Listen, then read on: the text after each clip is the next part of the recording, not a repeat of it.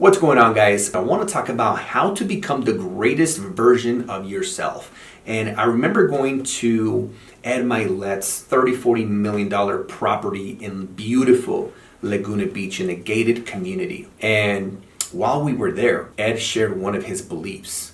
And that is that when he dies, he has this belief that he is going to meet the greatest version of himself. And when he meets that greatest version of himself, he wants to be so identical that you cannot tell them apart. Isn't that so beautiful?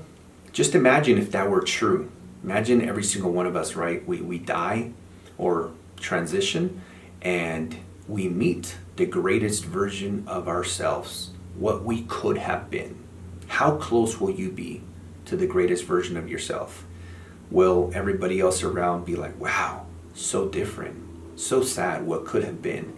The impact that you could have created in this world, in your community, in your family. You know, I'm always a big believer that one of the greatest things that you could do for your loved ones, for your family and your friends is to become the greatest version of yourself. How do you become the greatest version of yourself? I remember walking into a personal development training about 6 years ago in Los Angeles, May of 2016. And I had this belief as I walked into this workshop. That belief is who I am is getting in the way of who I want to become, which sounds very logical.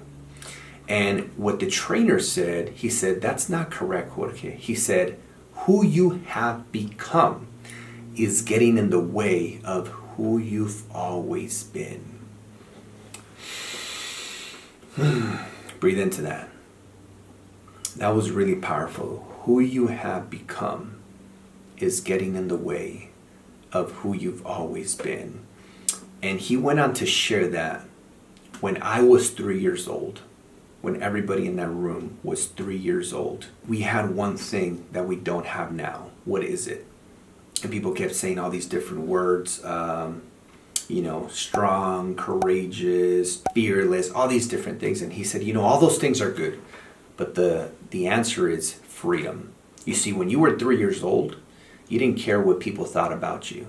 If you wanted to get on the bike or get on a skateboard or just jump or just anything, you would just do it. You didn't care or even thought about what people were going to think about you because you had complete freedom. But what happened between the young age of 3 up until now? Well, maybe your parents got divorced. Maybe your father walked away from your life. Maybe your mother passed away, your grandmother, you experienced trauma in your childhood. Maybe you experienced some type of abuse, emotional, sexual, physical.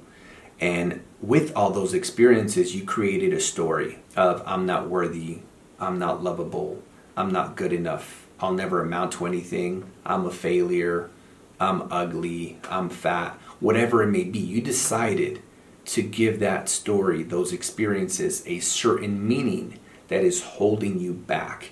And so often what we need in order to become the greatest version of ourselves is not to learn new things, but in fact to unlearn the things that don't serve us today. And how is this accomplished? Well, I've done thousands of hours of personal development, therapy, marriage counseling, all the above, all in order to heal my wounds, to transform into the greatest version of myself by letting go of who I had become so that I can be who I've always been.